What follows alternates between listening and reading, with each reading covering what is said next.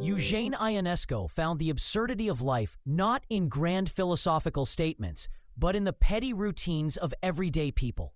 A man and woman sit in armchairs, trading banal phrases about the weather and grocery prices, until, to their amazement, they realize they're husband and wife. This iconic scene from Ionesco's first play, The Bald Soprano, 1949, is typical of his approach. He loved to expose how empty and automatic our social dialogues can be. In his hands, the clichés and small talk of bourgeois life become hilariously meaningless, and then, suddenly, menacingly alien. Romanian-born, but writing in French, Ionesco was a founding figure of what Martin Esslin later called the theater of the absurd. He didn't set out to write absurdism as a doctrine. In fact, he disliked the label, but he did dramatize the absurdity of the human condition in ways that audiences found both comic and unsettling. While Beckett, his contemporary, tackled existential dread in a bleak, minimalist way, Ionesco brought a playful, satirical energy. He once said he wasn't attacking the existence of meaning per se, but mocking our pretensions and the collapse of communication. He preferred the term theater of derision, deriding the absurdities he saw in society. Ionesco's journey to this style was itself absurdly poetic.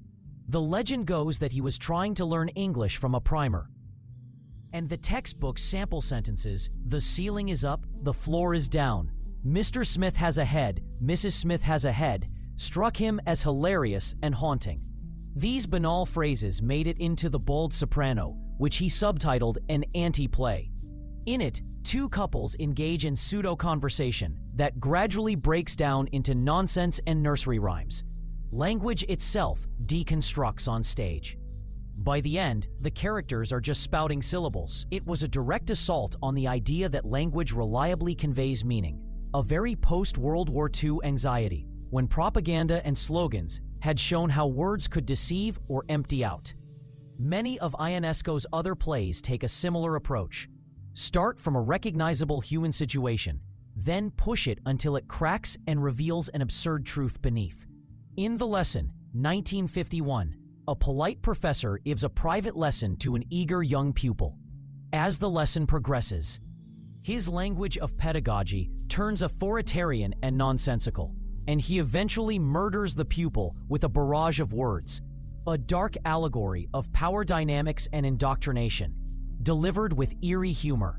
In The Chairs, 1952, an elderly couple set up chairs for an audience of invisible guests, awaiting a grand orator who will deliver the old man's profound message to the world. When the orator arrives, he turns out to be a deaf mute who can only utter gibberish. The couple's urgent life mission evaporates into unintelligible babble, and they leap to their deaths. A tragicomic vision of life's ultimate futility and the breakdown of communication at the moment of truth. Perhaps Ionesco's most famous play is Rhinoceros, 1959. On an ordinary day in a small town, a rhinoceros runs by, an alarming but apparently isolated incident. Then it happens again. Slowly, the townspeople all begin to turn into rhinoceroses. One by one, they grow horns and stampede with the herd, until only one man, Berenger, an everyman often seen as Ionesco's semi-hero across multiple plays, resists the transformation. Rhinoceros is widely read as an allegory for the rise of totalitarianism and mass hysteria. Ionesco had witnessed the creep of fascism and communism in Europe. And here he captured the terrifying speed with which ordinary people can abandon their humanity and reasoning to join a mindless herd. It remains his most popular work. Importantly, Ionesco delivers this message not through a preachy political drama, but through absurd humor and nightmare imagery. The absurd becomes the vehicle for a piercing human truth: our vulnerability to groupthink, the fragility of individuality. Culturally, Ionesco straddled worlds: a Romanian in Paris, a skeptical humanist who saw both the tragedy and comedy of mid-century life. He was elected to the Académie Française in 1970, a sign that the once shocking anti-play writer had become an acknowledged master of French theater.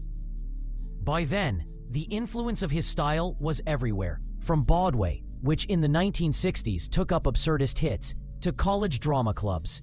His characters, the befuddled everyman Berenger, the pompous Mr. and Mrs. Smiths, became archetypes of modern anxiety and folly. Watching or reading Ionesco, one often swings between laughter and a kind of existential unease. He sets us up to laugh at the ridiculous formalities of, say, a middle-class dinner party.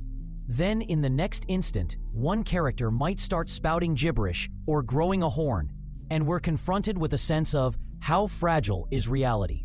He exposes how much of what we consider normal is actually absurd if you step back, or how absurdity is our normal. The question that lingers after an Ionesco play is often, are we any different from those characters?